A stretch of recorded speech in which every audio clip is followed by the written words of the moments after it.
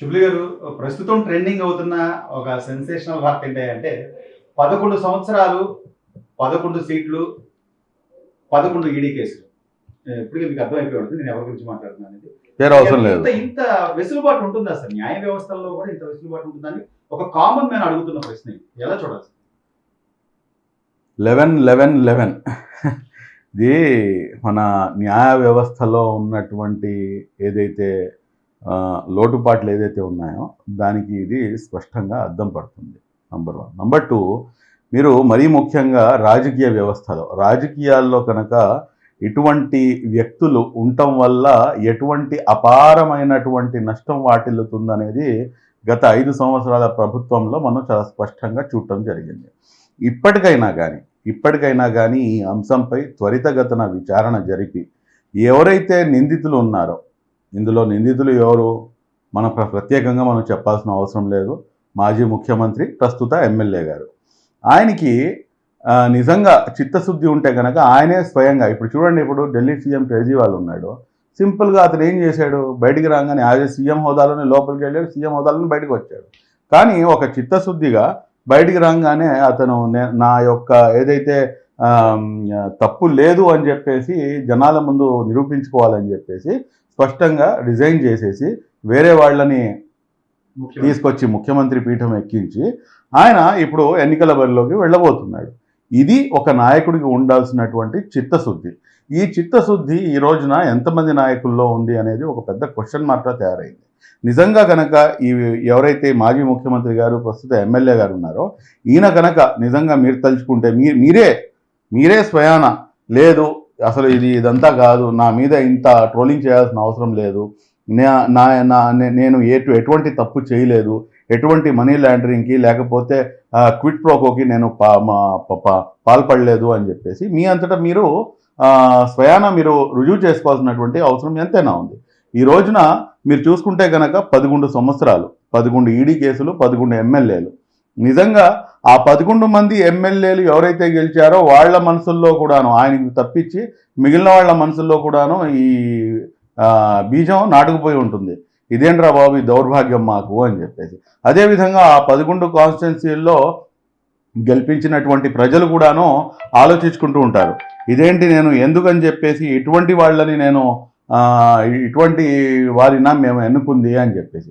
కాబట్టి ఇప్పటికైనా కానీ మించిపోయిందేం లేదు. ఖచ్చితంగా న్యాయ వ్యవస్థ, అదేవిధంగా రాష్ట్ర ప్రభుత్వం మరియు కేంద్ర ప్రభుత్వం ఈ అంశంలో జోక్యం చేసుకొని త్వరితగతిన విచారణ చేపట్టి గౌరవ మాజీ ముఖ్యమంత్రి వర్యులు, అదేవిధంగా ప్రస్తుత ఎమ్మెల్యే గారు ఎవరైతే ఉన్నారో ఆయనపై ఈ 11 కేసుల విచారణ అనేది త్వరితగతంగా చేపట్టాలి. అంతేకాకుండా మీరు చూసుకుంటే కనుక దాదాపు బెయిల్ వచ్చి 10 సంవత్సరాలు పూర్తవుతుంది. అయినా కానీ ఇంకా ఎక్కడ ఉన్నాం మనం అంటే ఇటువంటి న్యాయ వ్యవస్థలో న్యాయం దక్కుతుందా అంటే ఎంతైతే లేట్ అవుతుందో అంతే అన్యాయం జరిగినట్టు, అందులో ఎటువంటి అనుమానం లేదు. కాబట్టి ఖచ్చితంగా ఈ అంశంలో రాష్ట్రం మరియు కేంద్ర ప్రభుత్వం గతంలో మీరు అలాయ్ బలాయి అన్నట్టుగానే తిరిగారు. ఇప్పటికైనా కానీ కనీసం మీరు ఏదైతే ఆయన మీద ఉన్నటువంటి ఆరోపణలు మీరు కక్ష సాధింపు దిశగా వెళ్లాల్సినటువంటి అవసరం లేదు. ఏదైతే వాస్తవాలు ఉన్నాయో ఆ వాస్తవాల్ని ప్రజల ముందుకు తేవాల్సినటువంటి అవసరం ఉంది. ఎవరైతే దోషులు ఉన్నారో, ఎవరైతే క్విట్ ప్రోకోకి పాల్పడ్డారో, ఎవరైతే ఇటువంటి మనీ లాండరింగ్ వ్యవహారాల్లో పాల్పడ్డారో వాళ్ళపై ఖచ్చితంగా కేసులు ఆల్రెడీ నమోదైనవి, వాళ్ళకి శిక్షించాల్సినటువంటి అవసరం ఎంతైనా ఉంది. రైట్. అలాగే గత ప్రభుత్వంలో ఏదైతే మైనారిటీ సోదరులకి గతంలో చంద్రబాబు నాయుడు గారు ఏదో తీరని అన్యాయం చేశారు, లేకపోతే మైనారిటీ వాళ్ళని పట్టించుకోలేదు అని చెప్పి పదే చెప్పుకుంటూ వచ్చాడు. లేదా ఆయన ఇచ్చిన హామీలు, దుల్హన్ పథకాన్ని 50,000 నుంచి ₹1,00,000 చేస్తాను, లేదా ఇమాముల వేతనాలు పెంచుతాను, ఇవన్నీ చేసి కొన్ని పథకాలు కూడా తీసేసిన పరిస్థితి వైసీపీ ప్రభుత్వంలో. తరువాత ప్రజలు రియలైజ్ అయ్యి ఈ రోజున కొత్తగా ఎన్నుకున్నటువంటి కూటమి ప్రభుత్వం నిన్న తాజాగా తీసుకున్నటువంటి గతంలో ఉన్నటువంటి మైనారిటీ పథకాలు ఏవైతే ఉన్నాయో వాటిని పునః ప్రారంభించడం అనేటువంటి ప్రభుత్వం తీసుకున్న నిర్ణయం పట్ల మీరేం చెప్తారు సార్? ఎందుకంటే మీరు మైనారిటీ హక్కుల సాధన కోసం మొదటి నుంచి కష్టపడుతున్న వ్యక్తి, సాధిస్తున్న వ్యక్తి.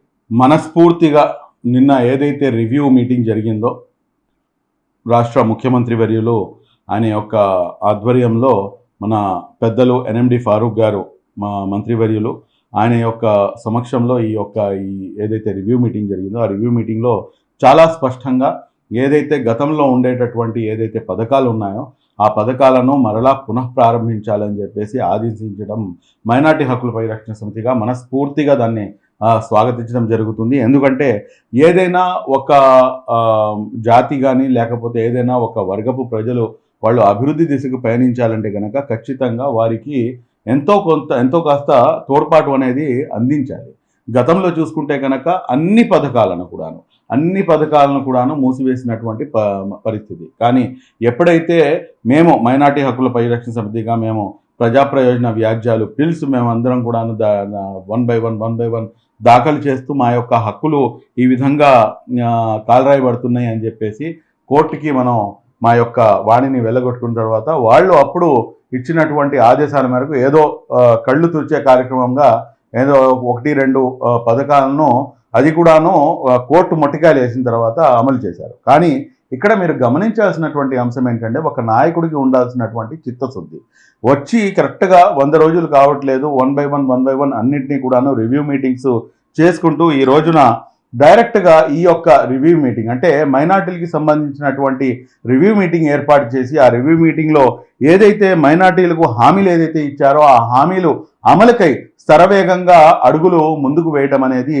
నిజంగా మనస్ఫూర్తిగా స్వాగతించదగ్గ విషయం. అందులో మరీ ముఖ్యంగా చూసుకుంటే కనుక అంటే ఇంతకుముందు ప్రభుత్వం కాకుండా టీడీపీ ప్రభుత్వ హయాంలో ఏదైతే మన షాదీఖానాలు కానివ్వండి లేకపోతే కడప హజ్ హౌస్ కానివ్వండి అదేవిధంగా ఇతరత్ర గురుకుల పాఠశాలలు కానీ ఇవన్నీ ఏదైతే పునాదులు పడ్డాయో లేకపోతే వాటికి ఏదైతే గ్రాంట్స్ ఏదైతే ఇవ్వడం జరిగిందో నిధులు ఏదైతే కేటాయించడం జరిగిందో వాటిని అన్ని పనులు కూడాను గత ప్రభుత్వం వైసీపీ ప్రభుత్వం దాన్ని ఆపివేసింది. ఆ పనులన్నింటినీ కూడాను పునఃప్రారంభించాలని చెప్పేసి కడప హజ్ హౌస్ని ఇమీడియట్గా పూర్తి చేయాలని చెప్పేసి అదేవిధంగా వక్ఫ్ ఆస్తులు 2 సంవత్సరాల్లో పూర్తిగా సర్వే పూర్తి చేయాల్సినటువంటి అవసరం ఎంతైనా ఉంది అని చెప్పేసి కూడాను ఏదైతే రివ్యూ మీటింగ్ ఉందో ఆ రివ్యూ మీటింగ్లో చెప్పడం జరిగింది. అదేవిధంగా మసీదులకు సంబంధించినటువంటి ఇమాం మౌజన్లకి ఇవ్వాల్సినటువంటి ఏదైతే గౌరవ వేతనం ఉందో ఆ గౌరవ వేతనాన్ని కూడాను త్వరితగతంగా చెల్లించాలని చెప్పేసి కూడాను గౌరవ ముఖ్యమంత్రి వర్యులు ఆదేశించడం నిజంగా మనస్ఫూర్తిగా స్వాగతించదగ్గ విషయం.